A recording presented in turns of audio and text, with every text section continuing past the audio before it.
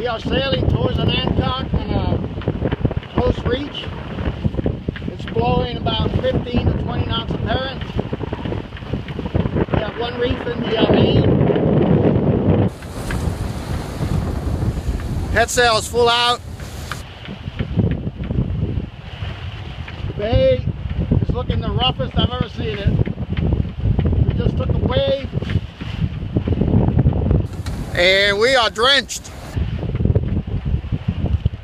We should be in that Hancock in about 2 hours.